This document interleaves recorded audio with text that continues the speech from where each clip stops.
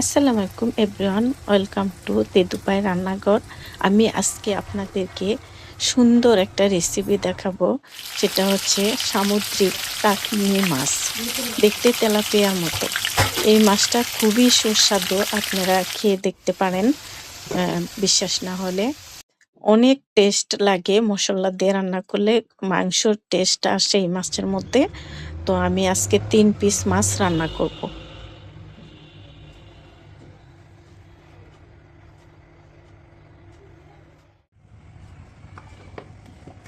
প্রথমে আমি মাছগুলি ভেজে নেব। একটু লবণ, একটু হলুদ দিয়ে, একটু সরিষার তেল দিয়ে আমি মেখে নেব।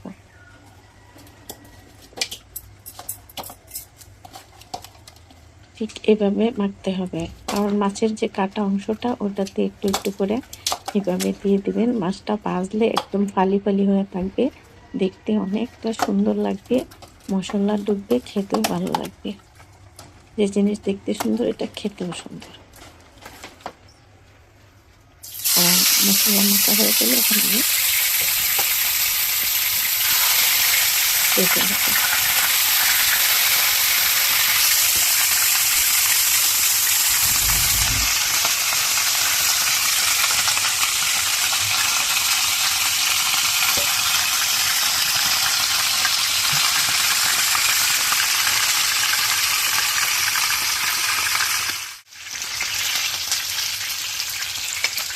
ভাজা হয়ে গেল, কত সুন্দর করে ভাজা হচ্ছে, খুব সুন্দর ফালি ফালি হচ্ছে, দেখতে কত সুন্দর। এখন আমি রান্নায় চলে যাব।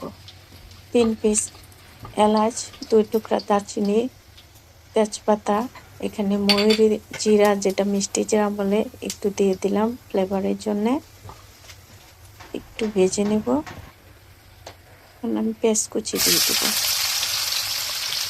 এই রান্নাতে আমি কাঁচামরিচ, কাঁচা রসুন কিছু ব্যবহার করব না।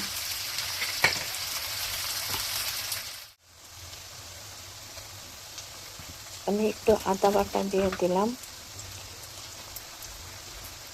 একটু রসুন বাটা, একটু পেঁয়াজ বাটা। পেঁয়াজটা আমি একটু বেশি দিলাম, পেঁয়াজটা বেশি দিলে ঝোলটা ঘন হয়। আর কি কি দিলাম এটা মাথায় খেয়াল রাখবেন, কতটুকু পরিমাণ দিলাম। একটু লবণ দিয়ে দিলাম,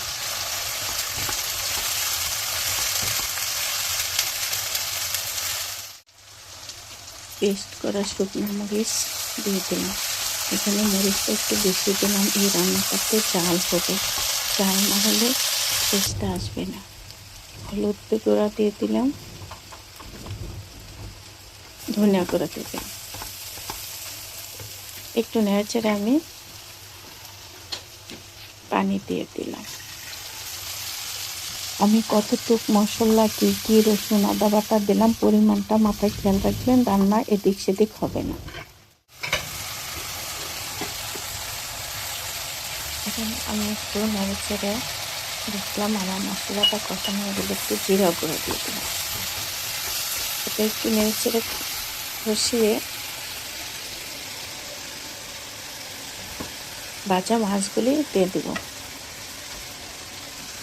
মাছগুলি কত সুন্দর করে ভাজা হয়েছে, একদম ফালি ফালি করে মশলা ডুববে আর করে। আমি এখন পরিমাণ মতো ঝোল দেব। কিছু মাছ বেশি থাকবো, কিছু মাছ ডুবে থাকবো, এই পরিমাণে ঝোল দিলাম।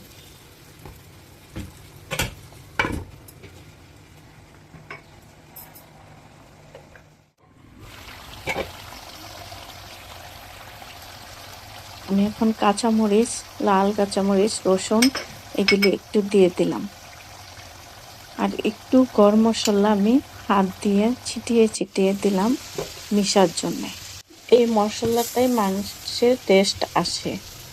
তো আমি এখন নামিয়ে নিব, আমার রান্না শেষ। এরকম সুন্দর রান্না দেখলে কার না খেতে ইচ্ছা করে, এখন খাবো। আমার ভিডিও দেখার জন্য লাইক, কমেন্টস, সাবস্ক্রাইব করে রাখবেন। পরবর্তী ভিডিও দেখার জন্য আল্লাহ হাফেজ।